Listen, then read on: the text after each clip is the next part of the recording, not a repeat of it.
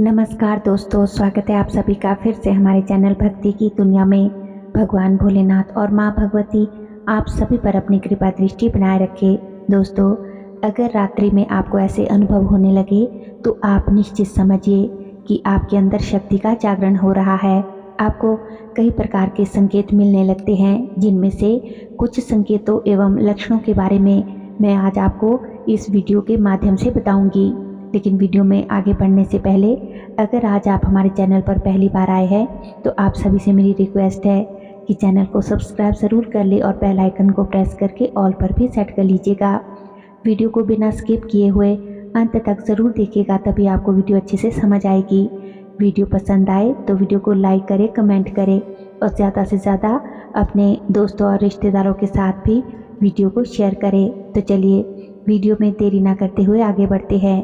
दोस्तों, शक्ति क्या होती है? जिस कार्य को करने में मानवीय क्षमता असमर्थ होती है, वही कार्य जब किसी अदृश्य शक्ति द्वारा कर दिया जाता है तो हम उसे शक्ति कहते हैं। शक्ति का जागरण एक ऐसी वैज्ञानिक प्रक्रिया है जिसके अपने कुछ नियम, कायदे, कानून होते हैं। ऐसे ही हर किसी में शक्ति का जागरण नहीं हो जाता। शक्ति के जागरण से पहले व्यक्ति का आध्यात्मिक स्तर जांचा और परखा जाता है। यदि वह उस ऊर्जा को संभालने योग्य होता है तभी शक्ति का जागरण होता है, और इसी को हम परीक्षा कहते हैं। भगवान भी अपनी शक्ति देने से पहले आपकी परीक्षा ज़रूर लेते हैं। परीक्षा उत्तीर्ण करने के बाद ही वह साधक में शक्तियों का दान करते हैं, और वह साधक चित्त विचित कार्य करने के साथ ही मानव जीवन को और मानवीय लक्ष्य को भी सफल कर लेता है। इसी क्रम में भक्त प्रहलाद की परीक्षा ली, भक्त ध्रुव की परीक्षा ली। भगवान ने नरसिंह मेहता की, भक्त पूरनमल, सत्यवादी हरिश्चंद्र, कुंती पुत्रों आदि सभी को कसौटी पर कसा गया। उनके सफल होने के उपरांत ही उन्हें वह सब कुछ मिला जिसकी उन्हें आवश्यकता थी, बल्कि यूँ कहे कि उनकी आवश्यकता से अधिक उन्हें दिया गया। तो दोस्तों, जो भी साधक आध्यात्मिक क्षेत्र से जुड़े हैं, पूजा पाठ से जुड़े हैं, हर किसी को इन परिस्थितियों से गुजरना ही होगा। कहा भी गया है कि कसौटी साफ कहती है कि ये पीतल है, ये सोना है। हम ऐसे हैं कि जरा सी परेशानी आने पर अपनी श्रद्धा जो है खो बैठते हैं, पूजा ही छोड़ देते हैं।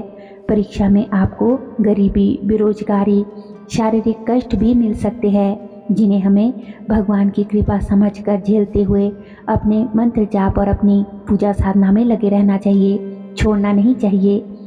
हर बुरे वक्त के बाद अच्छा समय ज़रूर आता है। अब बात करते हैं, परीक्षा में सफल हो जाएंगे आप तो शक्तियों का जागरण होना शुरू हो जाएगा। तो हमें क्या क्या संकेत मिलेंगे, क्या क्या लक्षण मिलेंगे, आइए जानते हैं। दोस्तों, शक्तियाँ अदृश्य होती है, वह मंत्रों के अधीन होती है और मंत्र साधक के अधीन होते हैं। साधक मंत्रों का जाप करके शक्तियों से अपना कार्य करवाने में सक्षम होता है। जब शक्तियाँ जागृत होती है तो वे ये संकेत देना शुरू कर देती है, जैसे शरीर में झटके लगना शुरू हो जाते हैं, शरीर का आगे पीछे घूमना, शरीर के तापमान में अचानक कमी या बढ़ोतरी होना, माला का हाथ से छूट जाना, दीपक में फूल बनना, ब्रह्मचर्य में आँख अपने आप खुल जाना, घटनाओं का पूर्वाभास होना और सिद्ध हो जाना, शरीर से खुशबू आना, पूजा घर में या फिर कोई जो घर के आसपास बुरी सुगंध का महसूस होना, आंखों से आंसू आना, कभी कभी आपको लंबी लंबी उबासियाँ आना, सर या पीठ में दर्द होना। तो ऐसे बहुत से संकेत आपको मिलना शुरू हो जाते हैं। तो ये सब होता उन्हीं को है जो साधना को निरंतर जारी रखते हैं। साधना ना करने वालों को ये संकेत नहीं मिलते हैं दोस्तों। लेकिन रात में ही ये सब क्यों होता है? क्योंकि रात्रि काल में शक्तियों का जागरण शीघ्र होता है। उन्हें ऐसा लगता है कि जो साधक होते हैं, उन्हें ऐसा लगता है कि कोई हमारे आसपास है। कभी किसी के पास से गुजरने का संकेत उन्हें रात्रि में मिलता है। आपकी इंद्रियों की संवेदनशीलता बहुत अधिक बढ़ जाती है। आँख अदृश्य शक्तियों को देखने लायक हो जाती है और नाक से आपकी जो सूंघने की शक्ति है वो बढ़ जाती है। त्वचा में स्पर्श करने की शक्ति बढ़ जाती है। कानों से सुनने की शक्ति, तरह तरह की आवाज़ें पहचानने की शक्ति बढ़ना शुरू हो जाती है। लेकिन एक बात बताऊं, शक्तियाँ जब आपके पास आती है तो हम उन्हें कैसे पहचानें? मान लीजिए कि आपके पास कोई शक्ति आई और आपके पास कोई गैजेट है, इलेक्ट्रॉनिक गैजेट है, फ़ोन है या फिर कोई भी कैमरा है, तो वो क्या होगा कि वो शट डाउन हो जाएगा, बैटरी जो है बंद हो जाएगी, समस्त ऊर्जा को वो चीज़ें खींच लेगी। तो इससे भी आपको पहचान हो जाएगी कि आपके पास कोई शक्ति आई है। सपने में उसका आपको एहसास होगा, वो शक्ति आपको सपना देगी और वो सपना आपको याद भी रहेगा, जबकि बाकी बातें, बाकी सपने आप भूल भी जाएंगे, लेकिन आपको जो दैवी शक्तियों के सपने हैं वो याद रहते हैं, उसे आप भूलेंगे भी नहीं। अब कौन सी शक्ति खींचती है आप उस ऊर्जा को, कौन सी शक्ति जो है, तो दोनों ही होती है। इस संसार में दोस्तों दो प्रकार की शक्ति होती है, एक नेगेटिव और एक पॉजिटिव शक्ति। चाहे नेगेटिव हो चाहे पॉजिटिव हो, दोनों प्रकार की शक्तियाँ उस इलेक्ट्रॉनिक उपकरण की शक्ति को खींचती है, खींच लेगी, उसकी ऊर्जा को समाप्त कर देगी। कभी कभी हमारे साथ ऐसा होता है कि जब हम सो रहे होते हैं ना, तो ना पूरे सोए होते हैं ना पूरे जगे हुए होते हैं, तब हमें ऐसा महसूस होता है जैसे किसी ने हमारे सर पर हाथ रखा है, कोई हमारे पैरों को छू कर गया है, या कोई इस कमरे में आया था, या मेरे बिस्तर के पास कोई खड़ा है, मेरे सिरहाने के पास कोई बैठा है। तो अगर यहीं तक ये चीज़ सीमित हो तब तो ठीक है, लेकिन वो पॉजिटिव शक्ति है। लेकिन अगर आपको ऐसा महसूस हो कि कोई आपका गला दबा रहा है या फिर कोई आपको आपके गले पर बैठा है, तो ये समझ लीजिए कि वो नेगेटिव पावर है जो आप पर हावी होना चाहती है। जब भी कोई नेगेटिव पावर आएगी तो आपको, जब वो आपके पास आती है तो आपको बहुत कमज़ोरी महसूस होगी, क्योंकि वह आपकी ऊर्जा को, आपकी ऊर्जा के कुछ अंशों को खींच लेगी। और इसके विपरीत यदि कोई पॉजिटिव पावर आती है तो फिर क्या होगा कि आपके शरीर की ऊर्जा बढ़ जाएगी, आप स्वयं को ऊर्जावान महसूस करेंगे, आपको अच्छा फील होगा, आपको कमज़ोरी महसूस नहीं होगी। ये सभी प्रकार के अनुभव हमें कब ज़्यादा होते हैं? तो दोस्तों ये रात्रि के समय में ज़्यादा होते हैं।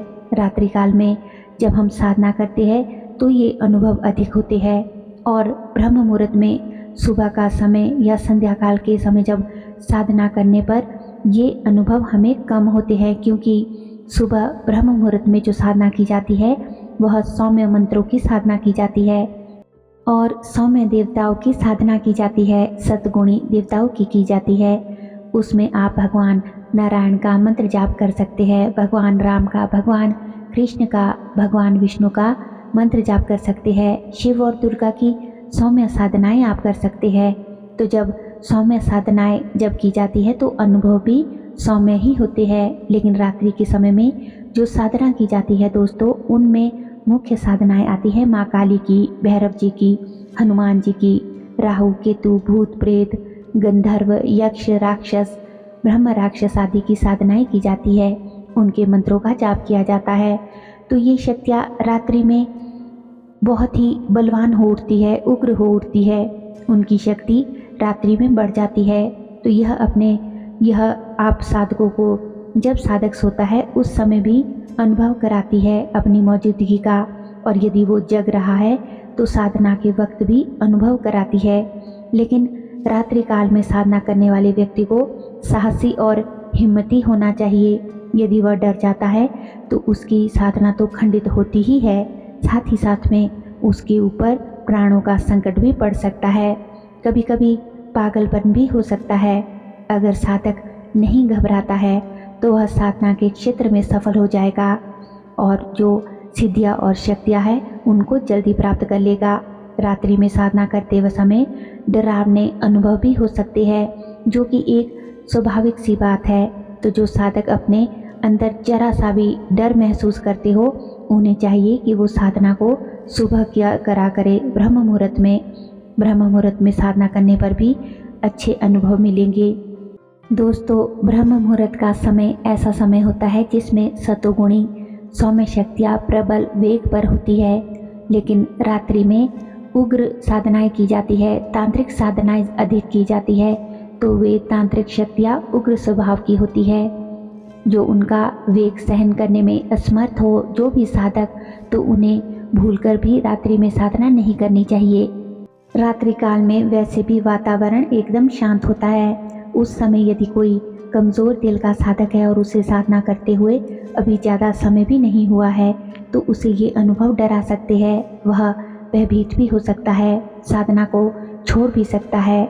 शारीरिक और मानसिक रूप से भी उसके ऊपर इन अनुभवों के नेगेटिव प्रभाव पड़ सकते हैं। इसीलिए कमज़ोर दिल वाले साधक रात्रि काल में साधना ना ही करे तो अच्छा है। तो उम्मीद करती हूँ कि आज की वीडियो की ये जानकारी आपको अवश्य ही पसंद आई होगी और आपके लिए उपयोगी भी रही होगी। वीडियो अच्छी लगी हो तो वीडियो को लाइक करें, कमेंट करें और ज़्यादा से ज़्यादा शेयर भी करें। हमारे चैनल पर और भी अच्छी सवीडियोज़ है, उन्हें भी जाकर आप ज़रूर देखें। लिंक जो है वो आप डिस्क्रिप्शन बॉक्स में चेक कर सकते हैं। और दोस्तों, अगर अभी तक भी आपने हमारे चैनल को सब्सक्राइब नहीं किया है तो आप सभी से मेरी रिक्वेस्ट है कि चैनल को सब्सक्राइब ज़रूर कर ले और बेल आइकन को प्रेस करके ऑल पर भी सेट कर लीजिएगा, ताकि जब भी हम अपने चैनल पर कोई भी नई वीडियो अपलोड करें तो उसकी नोटिफिकेशन सबसे पहले आपके फ़ोन में पहुंचे और आप हमारे चैनल की सभी वीडियोस को देख सके। तो चलिए मिलते हैं एक और नई वीडियो में नई जानकारी के साथ। तब तक के लिए आप सभी खुश रहिए, अपना ख्याल रखिए और अपनी ध्यान साधना में आगे बढ़ते रहिए। धन्यवाद।